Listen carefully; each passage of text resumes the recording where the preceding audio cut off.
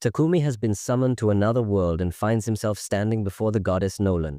The first thing she does is sincerely apologize because this was all a huge mistake. She explains that when a summoning spell is activated, it randomly selects a bunch of losers from Earth to be summoned. But Takumi's life was actually going pretty well, so he was meant to be excluded from the summoning. However, an error occurred, causing him to be dragged here alone with all the others. This happened because the Holy Sidonia Empire decided to recklessly activate the summoning spell. Since Takumi was never meant to be summoned, Nolan brought him up here instead, while all the other summoned heroes went straight to Sidonia. Takumi asks her if she can just send him back to Earth since he was summoned by mistake. Unfortunately, she can't do that. She was so pissed off at Sidonia for using the forbidden summoning spell that she immediately patched it out of this world's magic laws, meaning no one can move between worlds anymore. That also means Takumi is stuck here permanently. To make matters worse, the process kind of killed him, so there's that too. Takumi starts freaking out upon realizing that he's a disembodied ghost, but Nolan tells him he doesn't have to worry because she has a plan. She can't send him back to Earth, but she can give him a new body and have him become a citizen of this world instead. As an apology, since this is partially her fault, she offers to grant him her blessing to make his life easier. Takumi doesn't really have much of a choice, so he agrees to be reborn into this world. Nolan is glad to hear that because it makes things a lot easier for her. She tells him to open his status screen to check out the new life he will have, and when Takumi does, he finds out that Nolan is planning to give him a 17-year-old body, even though he's 40. Nolan tells him not to bother with the minor details, and more importantly, he still needs to pick out his job. She explains that there are two main classes for jobs. If Takumi wants something more combat-focused, he can choose classes like swordsman, knight, or hunter. But if that doesn't appeal to him, he could always pick one of the production jobs instead. Takumi doesn't like the idea of having to fight, so he decides to go with the production job. Nolan then proceeds to implant the job in his soul, along with a bunch of other bonus blessings, and sends him on his way. Takumi crash lands in the middle of a forest, and after finally picking himself off the ground, he sees his reflection in the river and realizes that he really has become a different person and doesn't have the scars anymore. He decides to make the best of his new life and goes to look in the bag Nolan dropped off with him to see what's inside. In the bag, he finds some food rations and some money, so it looks like he doesn't have to worry about starving for now.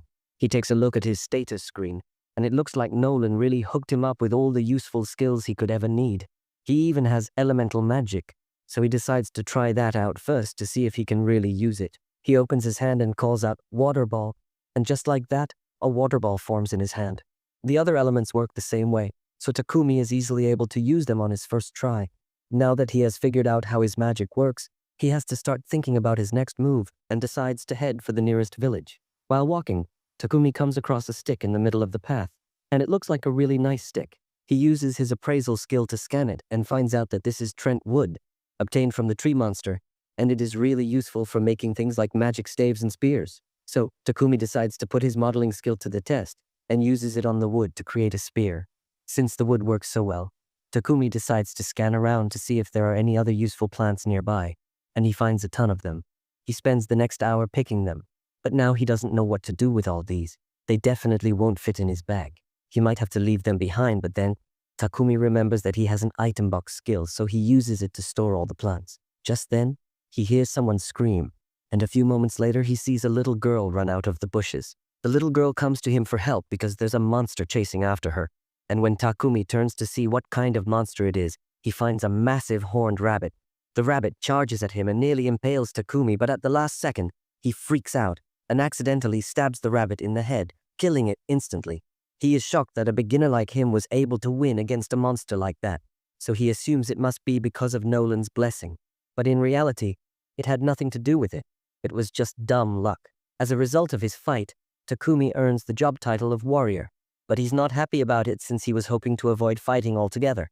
However, as he still has to check if the little girl is all right, Molly says she's fine and explains that she was out here picking herbs, but accidentally got too far from the village and ended up getting attacked. Upon hearing her mention a village, Takumi gets excited and asks her if it's all right for him to come to the village. Takumi realizes it would be a waste to leave it here, so he stuffs the rabbit in his item box. Immediately after doing so, he realizes that he just did that in front of Molly, even though he was planning to keep his item box skill a secret. Well, there's nothing he can do about it now, so he and Molly start walking over to the village. At the same time, the other people who were summoned have just arrived in the Empire of Sidonia, and they are incredibly confused about what's going on. None of them are hurt, but they have no idea where they are.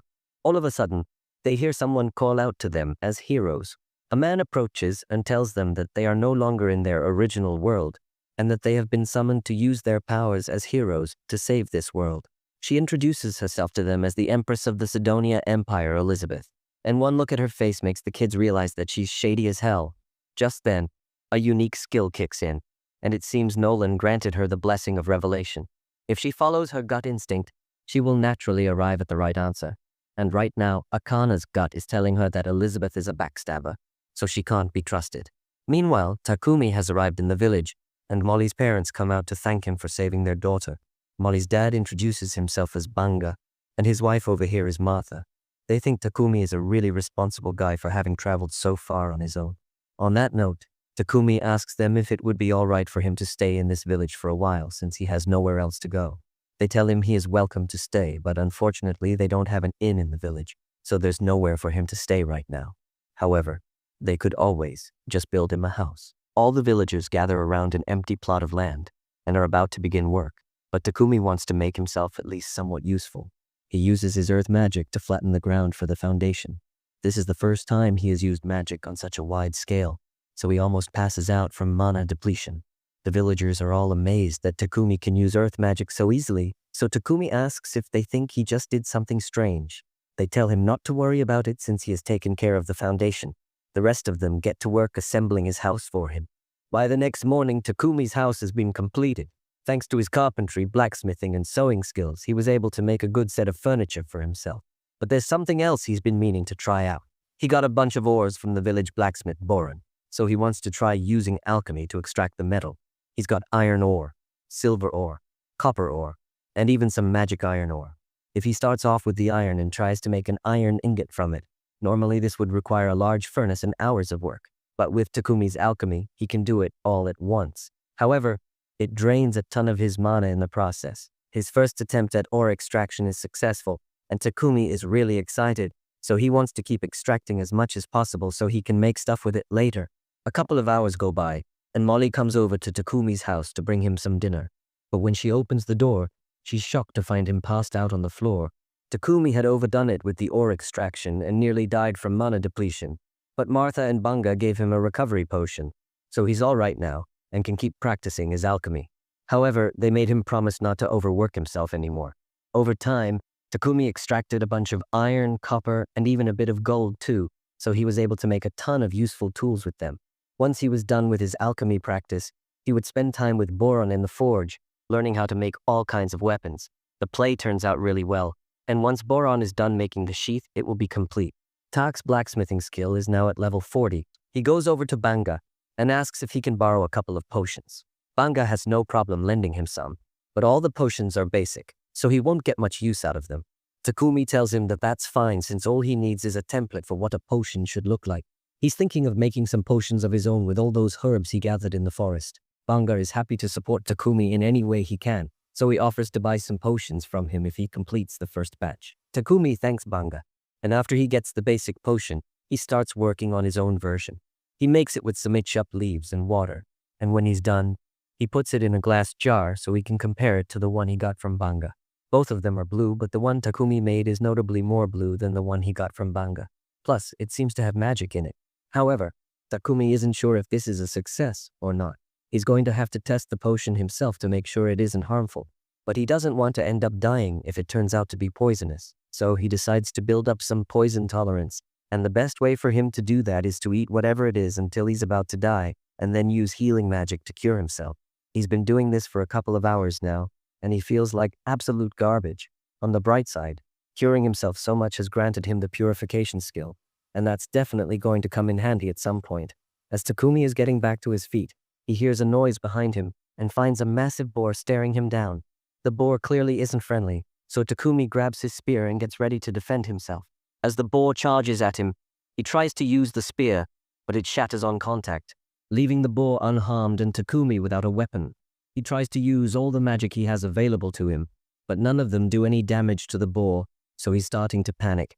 Just when he thinks things couldn't get any worse, he notices a poison spider behind him. and it looks like it's getting ready to attack. Takumi is completely cornered. However, instead of attacking him, the spider attacks the boar instead, causing it to miss Takumi. But the boar is still coming for him, so he has to think of something fast. So far, all of his physical attacks have failed, but there's still one thing he hasn't tried yet. As the boar charges at him again, he jumps into the air, and at the moment of contact, he uses his alchemy skill on the boar's head and breaks it down. Thanks to his quick thinking, he manages to survive, and now that he's safe, he decides to go check on the spider since it helped him out earlier. The spider is in really poor shape after it got hit by the boar, so he decides to heal it so it doesn't die. Afterward, he gets up so he can return to the village, but then he receives a notification telling him that he has successfully tamed the spider. He didn't realize it was even possible to tame a spider, but he's hesitant to take it with him since the spider is considered a dangerous monster. However, the spider hits him with those cutesy eyes, so he decides to accept it as his pet anyway. To make it official, he names her Maple. A little while later, Takumi returns to the village and shows everyone the giant boar he killed.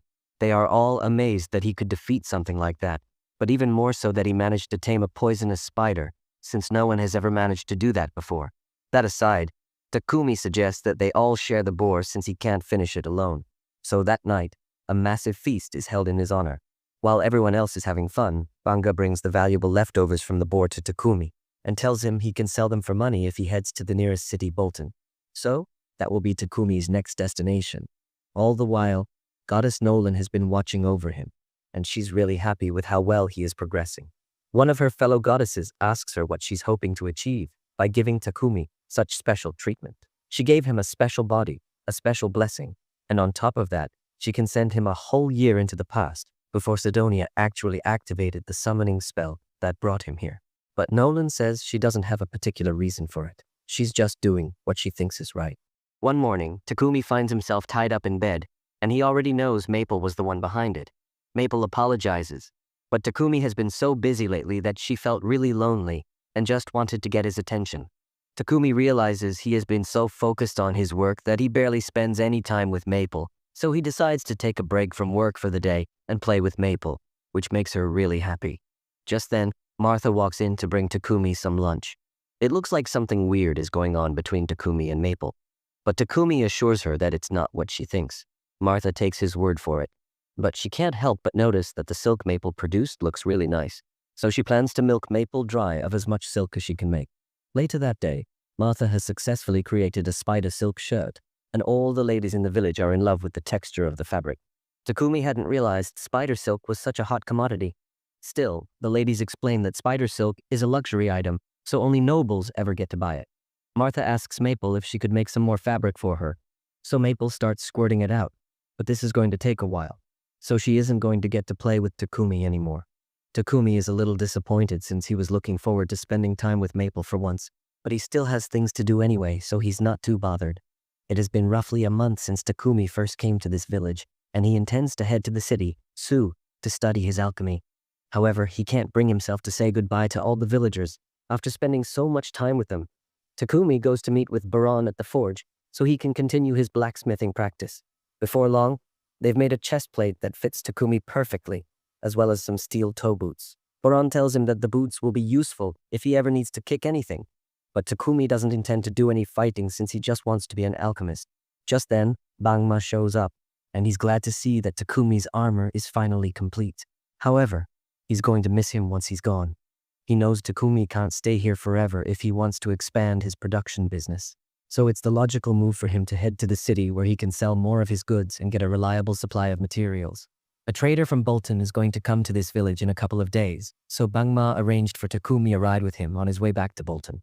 They are sad to see him go, but they know this is for the best, so they tell Takumi to start getting his stuff ready. Takumi thanks them for all their help and starts heading back to his house so he can pack up, but along the way, he runs into Martha. While she's carrying a bucket of meat, he asks her what she's up to. Martha explains that she's on her way to throw away the innards of a horned rabbit that Bangma caught. Apparently, the innards are the most delicious part of the rabbit, but they need to be processed thoroughly to remove all diseases and parasites. This village doesn't have the equipment necessary to do that, so she has to throw the meat away to ensure no one gets sick. However, Takumi tells her that won't be necessary since he can just purify the meat. He bends down and uses purification magic. making the meat in the bucket safe to eat now. While Martha is indeed thankful, she is equally stunned that Takumi can use light magic.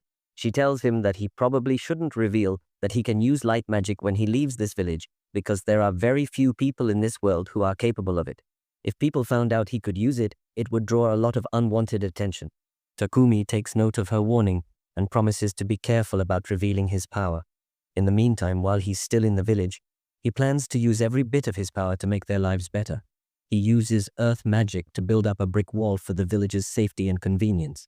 He also builds them a water pump, as well as a couple of other amenities. By the time he is done, this place looks like a whole new village. So when the merchant arrives, he barely recognizes it. Bangma comes out to greet Peck, and after completing a trade deal, Takumi walks up so they can start going. Peck has already heard a lot about Takumi from Bangma, so he introduces himself, and everyone asks if Takumi has all his stuff ready. Takumi assures them he hasn't forgotten anything, but there is one thing he wants to give them. He pulls out one of his potions from his bag and gives it to Bangma. He already dropped off about 100 of these bottles at Bangma's house, so in the event of a disaster, he wants Bangma to use these to heal any injuries. Peck is left in shock after seeing the potion Takumi made, so he asks to take a closer look, and it is definitely a high-level potion. Although Takumi doesn't seem to realize it, the rest of the villagers soon show up to bid Takumi farewell. Peck says he will wait for them to finish their goodbyes before he leaves.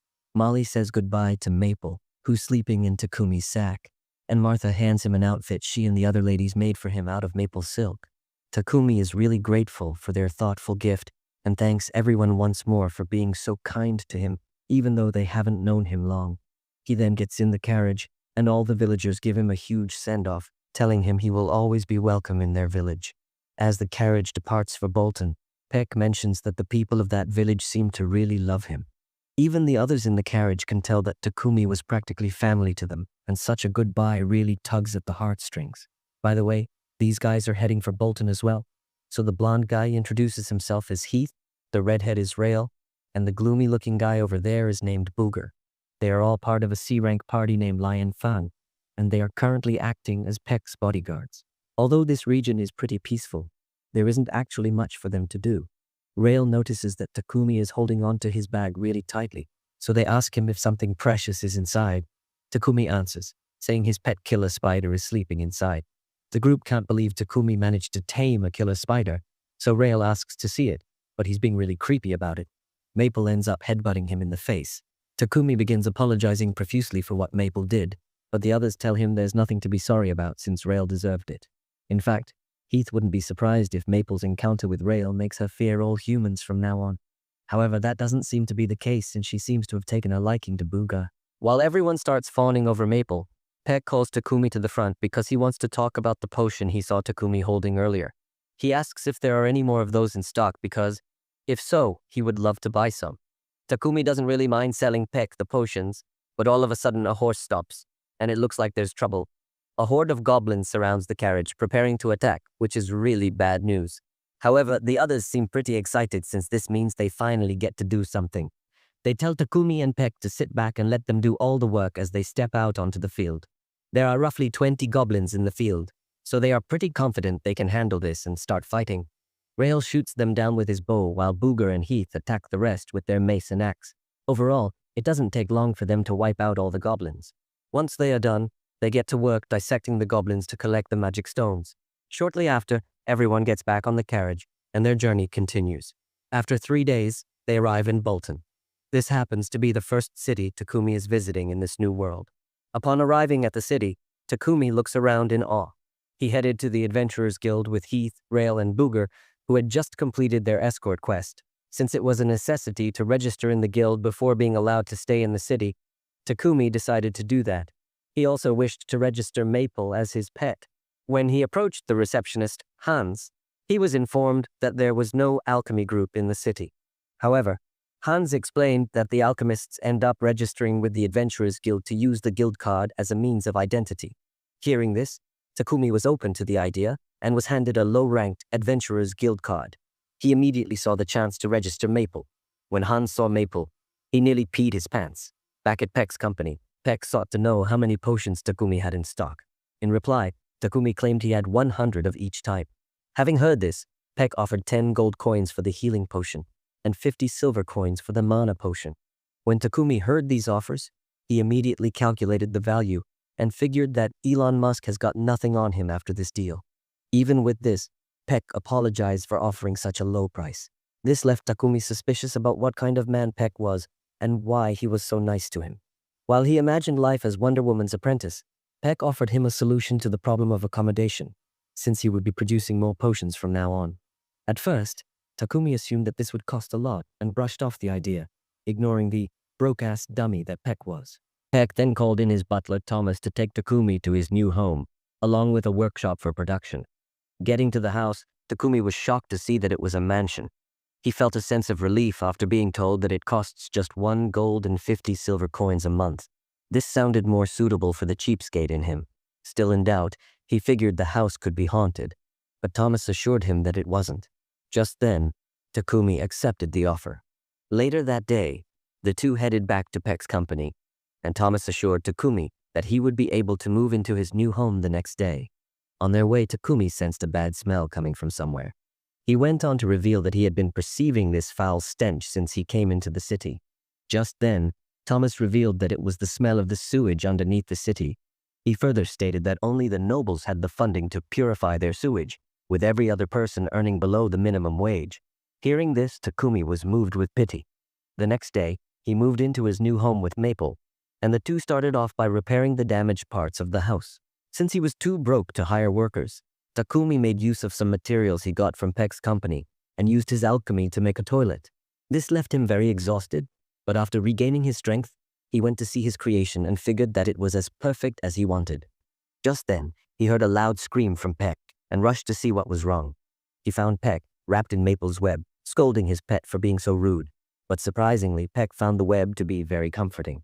After that, Takumi apologized to Peck together with Maple, but Peck assured them that all was fine. A few moments later, Peck asked to use the restroom, and just as he got in, he came out screaming like a nagging wife. This time, he was shocked to find an unfamiliar restroom due to it being the first time he had used one. Takumi educated the ugly, illiterate Peck on what a toilet was. Takumi also claimed to have put a magical device in the toilet, which made Peck figure out that Takumi could use light magic. Although this was meant to be a secret, he had just been caught ignoring this. Peck asked if he could make 100 of the toilets, and although he found this number to be outrageous, he eventually admitted to the possibility, since it would be impossible to do this on his own. Peck suggested that Takumi get more workers to help him make things easier. He suggested that Takumi just get a contract slave, which would be able to keep his magic secret and do all the work he wants them to do. However, Peck tried to make Takumi know how dangerous it would be for him if it was found that he had an aptitude to light magic, meaning he would be taken by the church and forced to only make healing magic. Hearing this, Takumi was bothered about the possibility of making the toilets, since it could be traced back to him. However, Peck assured him that he would find a way to make sure it isn't traced back to him. While they talked, a shining light came from Takumi's guild card, informing him to take a simple quest within a month or risk being a member of the guild. Realizing the importance of getting more workers, Takumi took up Peck's offer of getting a slave. The two headed to Mullen Company to get a suitable slave.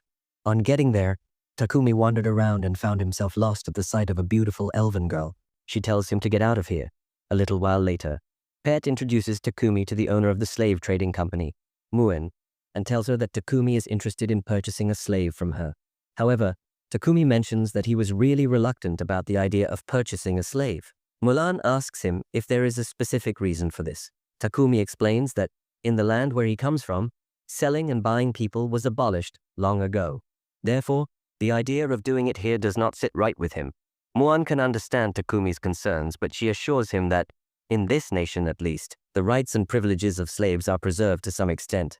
Basically, it works like this. The owner pledges to respect the slave's basic rights, providing food, clothing, and shelter, while the slave pledges to fulfill their duties, and duties are clearly laid out in the contract for the slave. However, aside from that, the contract also makes it impossible for either the master or the slave to cause lethal harm to one another. Takumi is quite pleased to learn this, since it means the slave contract is pretty much a regular job with some rules attached. Yulin goes on to explain that there are several different kinds of slave contracts. In the case where someone becomes a slave due to debt, they will be contracted until they earn enough money to pay back that debt. Other contracts are more permanent, and are usually taken by criminals or people who end up being captured in war as an alternative to death. However, the large majority of slave contracts are made by those who were illegally forced into it by bandits. Peck thinks that the most suitable one for Takumi would be a war slave since they can't be released without their master's permission, while Mulan could certainly make that happen. She asks why there is a need to make sure the slave can never leave Takumi. Peck starts talking about how talented Takumi is with production and how he doesn't want his secrets to be stolen. However, Mulan wants to hear the reason from Takumi himself. Takumi explains that he is a producer, so naturally, he would like to focus on his work as much as possible. However, that's a little hard to do since he also has to fulfill quests from the Adventurers Guild.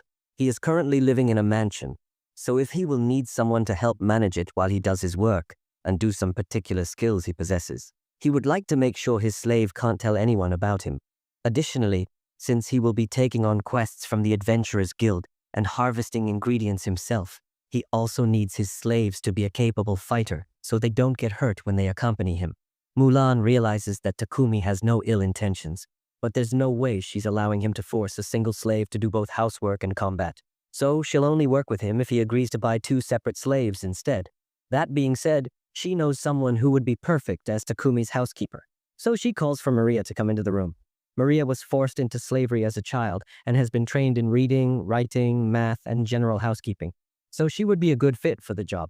Maria says she can handle the housework of a mansion all by herself, and Takumi is glad to hear it. However, Maria can tell that he's deep in thought, so she asks if something is wrong. Takumi tells her he's just a little confused since he doesn't understand why no one has bought her yet, considering how cute and capable she is. Maria gets all embarrassed by Takumi calling her cute, so he apologizes, stating that it might have been inappropriate to say.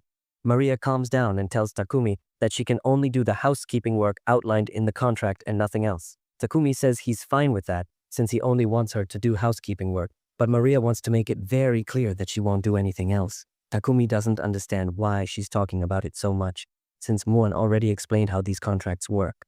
But then, Maria blurts out that she can't sleep with Takumi. Now, Takumi gets embarrassed as well, but he assures Maria that he really does only want her as a housekeeper, not as a meat keeper. With that said, Takumi asks Maria if she still wants to form a contract with him, and she says she'd be happy to work with him. Now that that's settled, Mulan says she'll begin working on the contract for Maria.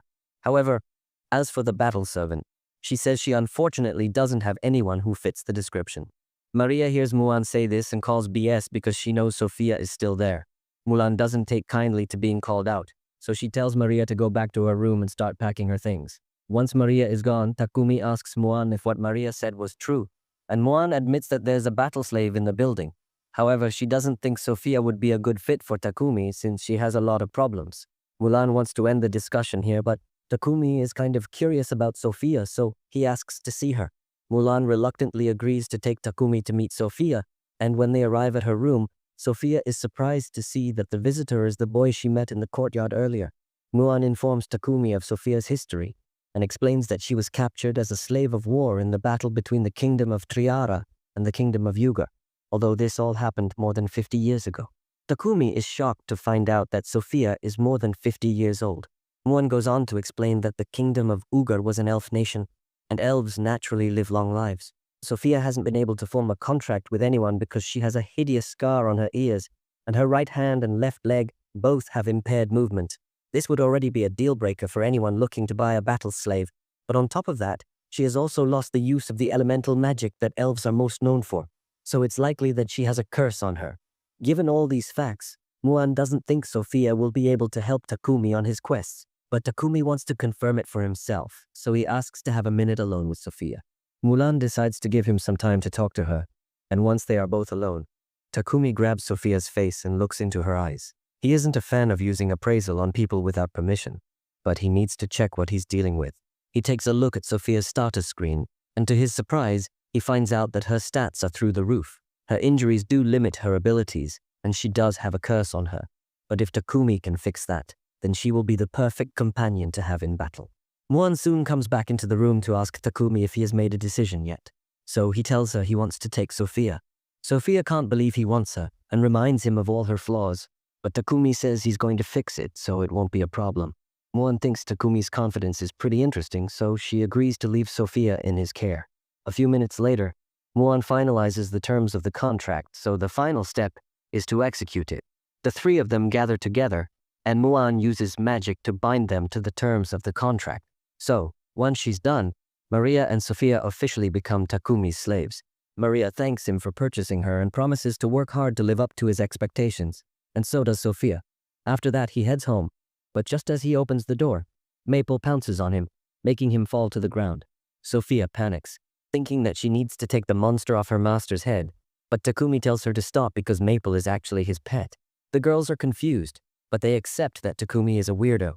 He then leads them inside and gives them their own rooms because he has too many free rooms anyway.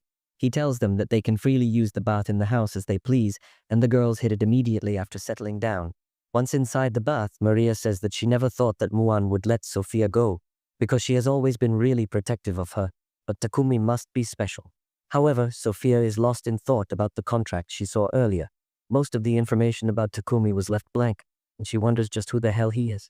After that, they go to the dining room, where Takumi has prepared dinner for everyone. Maria complains and throws a tantrum, because cooking is supposed to be her job, and Takumi somehow consoles her. Sophia also has concerns about him allowing slaves to eat together with him, but Takumi tells her that he's chill like that. The next day, he receives a parcel from Peck and then goes shopping in the market. On the way, he notices a church, so he casually walks inside. He finds a statue of Nolan there and starts praying to her. He has heard that the Empire of Sidonia controls religion in this country as well, and he wonders why Nolan hates them so much when they worship her too. Suddenly, he hears Nolan's voice telling him that she hates them because she is not a part of their circle. Takumi opens his eyes to see himself floating over the clouds and panics, wondering if he is dead again. Nolan tells him that she has just called him up for a chat, and then she tells him about her relation with Sidonia and its policies. She says that originally, there was the Church of Creation that worshipped her, but then the Sidonia Empire formed the Church of Divine Light, which worshipped a god that didn't even exist. Sidonia used their power to get more followers and began pushing back the Church of Creation, but Nolan didn't want to interfere in the petty matters of humans. After this, she tells Takumi that, while the other blessings she granted him will last forever, she also gave him a little bit of plot armor, which is about to be used up soon. She tells him that he might find it harder to solve problems now, and the people he meets may want to harm him. Takumi finally realizes that all the helpful people he met till now were brought to him by Nolan's blessing, but now it is all up to him.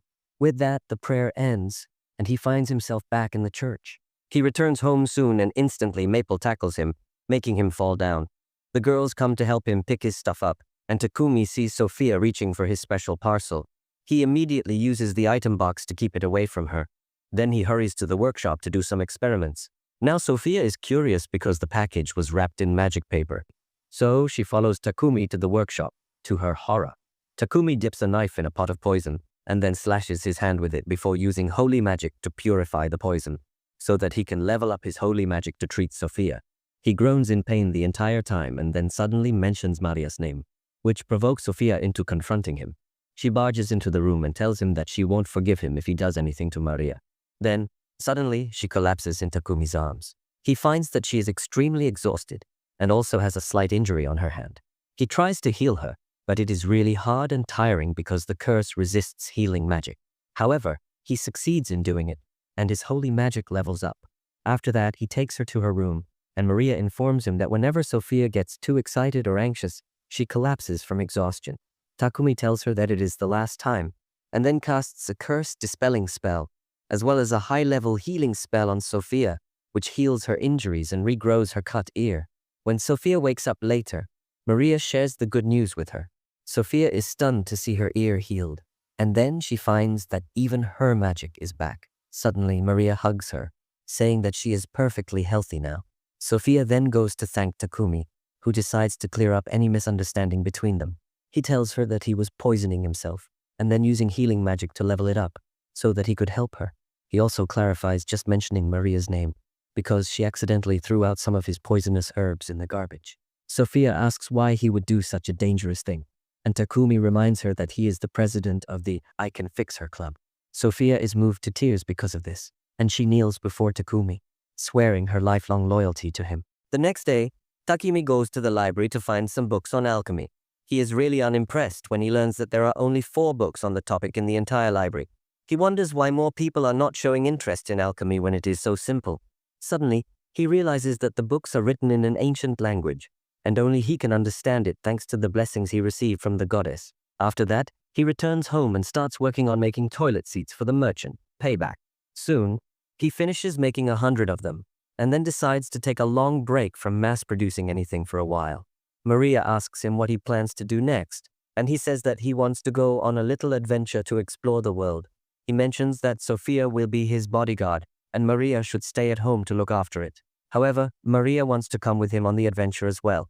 Takemi gets nervous upon hearing her request, because he is not sure about taking a non-fighter into unknown areas. Plus, he needs someone to watch over the house. Maria starts crying, saying that being left alone to look after the house without Takemi, Sophia, or even Maple is like being a toilet in the middle of a scorching desert. Takemi wonders why this stupid redhead has to think of such weird examples, but he still doesn't think that he should take her along. Maria comes close to him and gives him the emotional appeal with her puppy eyes. Takemi starts to feel his defenses crack, but before coming to a decision, he decides to check Maria's stats. He holds her face and looks into her status window, finding that she is a full-fledged battle maid, and her stats are even better than his. Takemi is surprised by that, and Maria again requests him to take her along. Sophia finally stands up and asks Takemi to let Maria come with them because she can teach her some fighting skills on the way. After hearing that, Takemi finally accepts Maria's request. He then leads the girls into his workshop so that he can create weapons and armor for them. He asks them what kind of weapons they want, and Sophia immediately starts listing different types of weapons for various situations. Maria says she is good with short swords and knives, but Sophia decides to teach her how to use a spear because knives don't have that much attacking power. While the girls train with spears, Takemi gets busy using his blacksmith skills and creates different weapons for them. He even carves designs on the weapons just for fun, and then casts enchantment spells on them so that they become more durable. He then looks at the knives he made for Maria and begins imagining them strapped to her juicy thighs, which gives this pervert a serious nosebleed. But he is not done yet. He realizes he needs the measurements of the girls to make armor for them. However, if he tries measuring them, he will probably die from a nosebleed. That's why he uses one of his skills to create wooden puppets that look just like Maria and Sophia. Thankfully, Maple arrives on the scene before he can start dry humping those puppets. Takemi asks for some spider silk from Maple, and then begins designing the armors with the passion of an incel. A few days later, he's finished with the armor that looks like regular clothing, and the girls are impressed by how well it fits them. Sophia asks Takemi how he knew about their measurements so exactly, and he shuts up Maple before she can reveal his dirty secret. He asks them to check their weapons first, and then gives them magic rings made from mithril that will help them cast spells quicker. After that, the three of them head to the Adventurers Guild, so that Maria and Sophia can register as adventurers. Once that is done, Takemi registers the three of them as a party. The receptionist then tells him that it has been almost a month and he must complete a mandatory quest to keep his adventurer license. Takemi tells her that he is there for the same thing. He goes to the quest board to pick an easy quest when suddenly a bunch of fat, ugly losers arrive. They start telling the girls to join their party because they can guide them better than the twink, Takemi. He can't let that slide, so he goes ahead to confront the human hippopotamus. Even though he is terrified internally, he can't let anyone talk to his girls like that. He tells the hippopotamus that judging by his size, his mother should be so heavy that even Superman couldn't lift her. This enrages the fatty, who punches Takemi, but he had already used a spell to turn his body into metal. The hippo ends up breaking his hand because of that, and just as his lackeys are about to attack Takemi, the guildmaster arrives and yells at them to stop. He looks at the hippopotamus's broken arm and asks Takemi if he did that. The hippopotamus tries to stand up for himself, but the guildmaster doesn't believe him. Luckily, the receptionist comes over and explains what happened to the bald man. The guildmaster Barak tells the gang of losers to get lost, and then calls Takemi's party into his office. He demands Takemi to reveal what he did to the hippo, and he hesitates initially. However, when the receptionist says that she saw faint traces of mana, Takemi realizes he can't keep it a secret. He explains that he just took out a piece of charcoal, turned it into a diamond, and then coated his body with it before getting hit. Barak now understands that Takemi is an alchemist. The receptionist then says that since he has such pretty girls on his team, a lot of incels will try to mess with him. She suggests promoting Takemi to D rank immediately so that he can be safe, and asks him to undertake a higher-level quest to earn that promotion. The guildmaster gives his permission, and both Sophia and Maria are in favor of it, so Takemi decides to take the quests. The first quest is to eliminate some goblins, and thanks to Maple's help, Takemi's party finds them quickly. Sophia rushes ahead and kills two of them while the other two dash toward Takemi and Maria. Maple ties them down with her silk threads, and then Takemi and Maria finish them off easily. After that, they hunt down some more goblins and kobolds to complete the mission. Takemi is concerned because they are seeing a lot of goblins. Sophia says that there must be a goblin general nearby with a huge horde of goblins serving him. Usually, it takes at least 5 D-rank parties to defeat one of them, but Sophia is confident that the 3 of them are strong enough to do it on their own. Takemi doesn't even want to take such a risk, but the girls crave violence. Suddenly, Maple tells him that she feels like she is going to evolve soon, so he immediately creates a pocket dimension using space-time magic to let her rest there. With that, the 3 of them head to the goblin stronghold, and Sophia predicts that there are around 300 goblins there. Takemi gets cold feet upon hearing this and asks Sophia if they really have to do this, but she doesn't even pay attention to him. She says that she has confirmed that there are no people held hostage there using wind magic, so they can blast the goblins with magic. They charge up their magic spells and then hit the clueless goblins, wiping out a huge number of them at once. Soon, the goblin general comes out to fight and charges straight toward Takemi. He blocks its attacks with his spear and then uses a fire spell to roast it medium rare instantly. After that, Takemi and the girls return to the guild completely exhausted. After fighting the goblins and seeing the number of magic stones and other resources they have collected, the receptionist experiences a mini heart attack. He tells Takemi to come to the guildmaster's office, but Takemi is completely exhausted by now. Still, he goes to Barak's office, who throws a tantrum because it takes multiple D-ranked teams to kill a goblin general, and Takemi's group did it alone.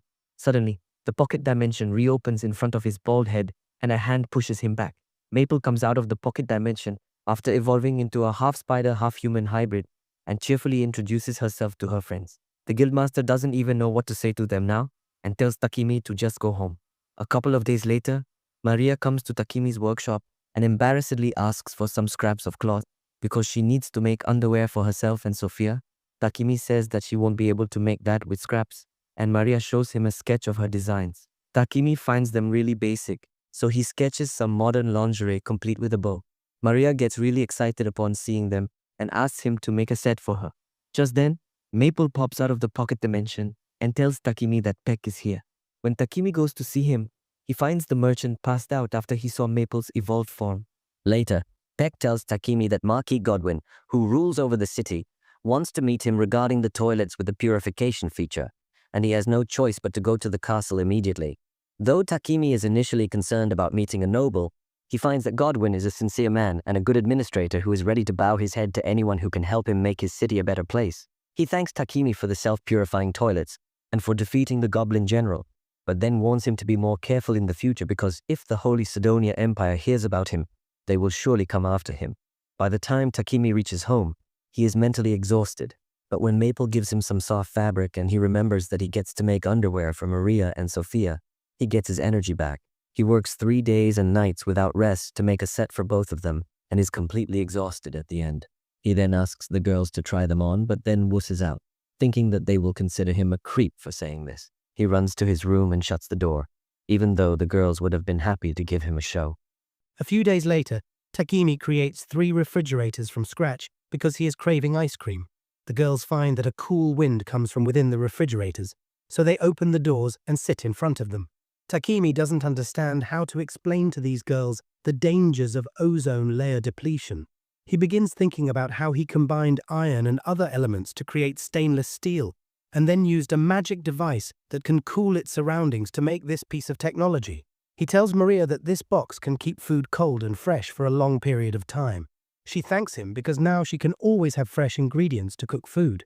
Takemi decides to keep the blue one because Sophia likes it, and to take the remaining 2 to Paper Eye's office to show him. He tells the girls that he will start working on another project after that, which will be upgrading their weapons. Sophia thinks that they don't really need an upgrade right now, but Takemi says that sooner or later they will set out on an adventure, and they should keep improving their equipment until then. He then goes to the guild to learn about the highest quality materials like mithril and adamantite, but the receptionist tells him that they are too rare here, because no blacksmith can handle them properly. She suggests that Takemi try out the blacksmiths in the country of dwarves, because they are much more skilled. Suddenly, she remembers that Takemi is an alchemist and tells him that he can synthesize his own mithril, but it is really exhausting and inefficient. The fastest method to get it would be to mine it from a mine to the northwest, but only people affiliated with the blacksmith guild can enter it. The receptionist comes up with a loophole and tells Takimi that if he accepts a quest to defeat monsters within the mine, he can farm some mithril and adamantite while hunting monsters. Takimi likes the idea, and then suddenly the guildmaster appears behind him, saying he has good news for him. He tells Takimi that the city is low on trat wood, which can be obtained by defeating tree monsters called trats, found on the way to the mine.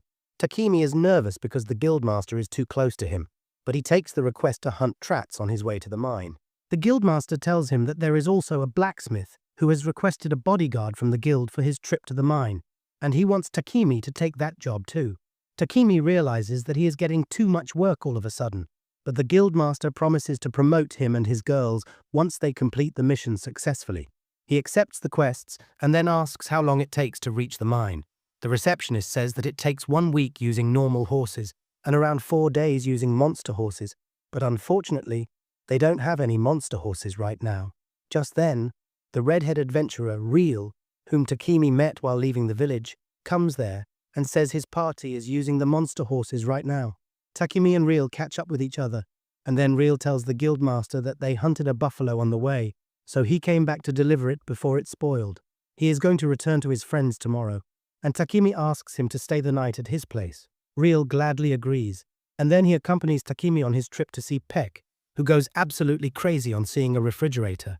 He learns that Takimi is going to the mine to get some mithril and decides to lend him a carriage drawn by monster horses, but in return, he wants to buy some of the ores from him. Takimi gladly takes the deal, and then Peck requests him to make more refrigerators. After that, Takimi checks out various blacksmiths to see if anyone can give him some mithril, but he doesn't find anyone who can help. It gets dark by the time he returns home, and suddenly, Real spots a hostile person coming towards them, and he decides to run away with Takimi instead of fighting. However, the hooded attacker kicks him down, and then reveals herself to be Sophia, who thought Real was kidnapping her boyfriend master. She is about to strike him down, but Takimi stops her, and then they apologize to Real for the misunderstanding. He tells them that it is fine, but he has a lot of questions now.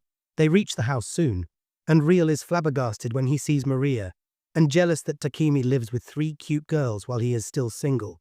Later, Takimi tells his girls about the quests he took from the guild, and they agree that they should take the mission. The next day, after Real leaves the house, Takimi starts working on their new weapons. He tries to work on a huge tungsten sword that can absorb the enemy's mana, but it is incredibly hard to use the alchemy skill on it. He somehow manages to turn it into a block of tungsten and then forges 2 swords from it, but it drains all his mana. 3 days later, Takimi and his party set out on their journey along with the blacksmith to Gambo. Once they reach the forest where the trats are found, they park the carriage at a safe distance and cast a barrier spell around it while they go to hunt the tree monsters. Takimi has no idea what trats even look like, but Sophia has some experience dealing with them. She can tell which trees are actually disguised trats. On her cue, Takimi decides to attack the first one they find. The tree monster tries to fight back, but they easily block its attacks and take it down. Suddenly, a huge horde of trats surrounds them, and Sophia tells Takimi that they should use magic to deal with them quickly. They use wind magic to beat the tree monsters while Maria buries them alive with earth magic. Takimi keeps using his weapons to fight in between as well, leveling up his fighting-related skills. Just as they think they have defeated all the trats, their boss appears. Sophia uses her magic to cut its branches, and Maria and Maple also support her, but the boss trat regenerates its branches quickly and keeps attacking them. Sophia tells Takimi to enchant his sword with fire magic and attack the trat's main body to defeat it, and he immediately does that. He covers his sword with fire and then stabs the monster with it, killing it. The monster drops 2 fruits upon its death, and Sophia says that they are a rare item called miracle apples. The next day they reach the mining city of Horus, and the blacksmith gives them their quest, which is to defeat iron moles that eat the ores from the mine. Soon they head into the mine, and thanks to Takimi's maxed out luck, he quickly finds both mithril and adamantite ore. Suddenly the ground starts shaking, and Maple senses that some monsters are approaching them quickly. Everyone gets ready to fight, but then Takimi comes up with an idea to end things quickly. Just as the iron mole pops out of the ground, he creates a bright light with magic, blinding and stunning it. Sophia easily kills the mole after that, and Takimi explains that since moles live in darkness all the time, they are not used to bright lights. The girls are disappointed that the fight ended so quickly, especially Maria, who wanted to show off her skills. Anyway, they are able to mine a lot of ores without any disturbances and soon return to their home city. Takimi goes to D. Gambo's workshop to learn the basics of handling mithril and adamantite. He spends the next few days like he's preparing for the final round of forge and fire, and at the end, he manages to combine various materials with the ores to create mithril alloys with different elemental attributes. He uses them to modify their armors, making them lighter and more durable while also enhancing their attack power. At the same time, he tells the girls that their armor will boost their magic attacks, while his armor will allow him to run like the Flash. He decides to show them a demo, but he can't control his speed and ends up embarrassing himself by French kissing the wall. He tells the girls to forget what they saw, and then moves on to the weapons he has made. He gives a wind spear to Sophia and a fire spear to Maria, and both of them are really glad to receive it. Sophia tells Takimi that her main job is to protect him, and she will sacrifice her life for that. She says that she wants a sturdy shield to do her job properly, and Takimi says he will make her one, but asks her to value her life more. He makes the shield for her, but gets really exhausted by the time he is done. Sophia thinks that there is too much burden on Takimi, because he is the only one who can do skillful work here, and wishes that he gets an assistant who can help him with the technical work, so that he can be more relaxed.